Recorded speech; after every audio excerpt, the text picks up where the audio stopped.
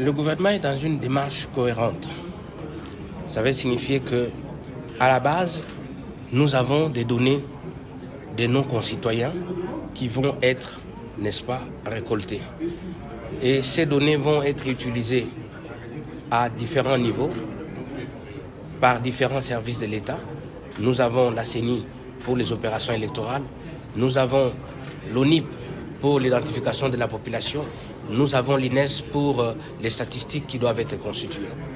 Le souci du gouvernement aujourd'hui était de pouvoir, faire le point sur l'évolution de cette mutualisation, de deux, savoir à partir de là comment nous devons faire en sorte que le processus prenne et que l'on démarre déjà avec l'implication de tous les différents services là-dedans.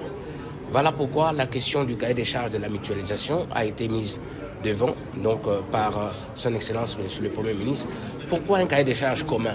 C'est parce que ce cahier des charges doit définir les différentes spécifications techniques des données qui doivent être enregistrées au niveau des différents services de l'État.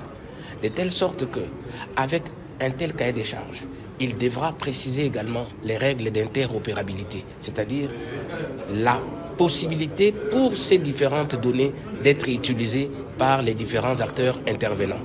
Et donc, c'est cela qui a été aujourd'hui une très grande étape parce qu'on avance avec ces cahiers des charges.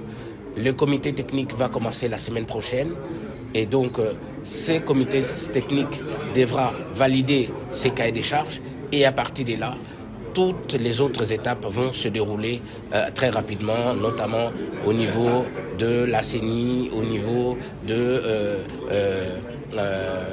l'ONIP et tous les autres. Donc, toutes les autres administrations qui jusque-là collectent des données biométriques des gens doivent le faire sur la base d'un cahier des charges unique qui correspond à des mêmes règles qui permettront en sorte que lorsque ces données vont être récoltées, elles puissent être utilisées facilement, n'est-ce pas, par les autres administrations, parce que les règles de stockage, les règles des transferts, des transmissions, en termes de financement, l'État fait des économies réelles, parce que chacun de ces services qui devait intervenir allait être obligé d'avoir un budget particulier, mais là, on aura effectivement un budget qui fait, comme on dit, d'une pierre deux coups.